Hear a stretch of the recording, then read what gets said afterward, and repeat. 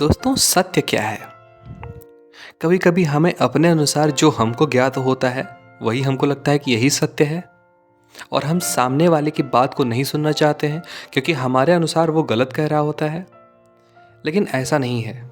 कभी कभी ऐसे भी अवस्थाएं आ जाती हैं, ऐसी भी परिस्थितियां आ जाती हैं जहां पर बहस करने वाले दोनों सामने और आमने वाले सही होते हैं, सत्य होते हैं।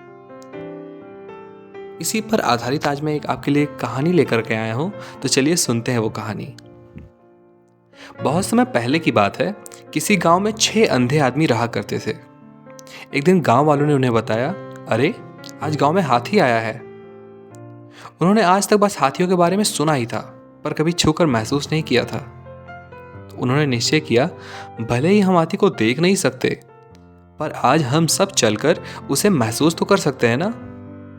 और फिर वो सब उस जगह की तरफ बढ़ चले जहां पर हाथी आया हुआ था। सभी ने एक एक करके हाथी को छूना शुरू किया। पहले व्यक्ति ने हाथी का पैर छूते हुए कहा, मैं समझ गया, हाथी एक खंबे की तरह होता है। दूसरे व्यक्ति ने पूंछ पकड़ते हुए कहा, अरे नहीं, हाथी तो रस्सी की तरह होता है। तीसरे व्यक्ति ने सूंड पकड़ते हुए कहा, मैं बताता हूं, ये तो पेड़ के तने की तरह है।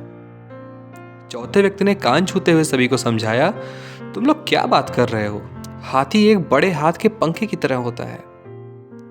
और पांचवें व्यक्ति ने पेट पर हाथ रखते हुए कहा, नहीं नहीं, ये तो एक दीवार की तरह है। और छठे व्यक्ति ने अपनी बात रखी। उसने कहा, ऐसा नहीं है, हाथी तो एक कठोर नली की तरह होती है। और फिर सभी आपस में बहस करने लगे और खुद को सही साबित करने में लग गए। उनकी बहस तेज होती गई और ऐसा लगने लगा मानो वो आपस में ही लड़ पड़ेंगे। तभी वहां एक बुद्धिमान व्यक्ति गुजर रहा था। वो रुका और उसने पूछा, क्या बात है, तुम सब आपस में झगड़ क्यों रहे हो? तो उन सभी ने कहा कि हम यह नहीं तय कर पा रहे हैं कि आखिर हाथी दिखता कैसे है। और फिर बारी बारी से उन्होंने अपनी बात उस व्यक्ति को समझाई। बुद्धिमान व्यक्ति ने सभी की बात शांति से सुनी और बोला, तुम सब अपनी अपनी जगह सही हो।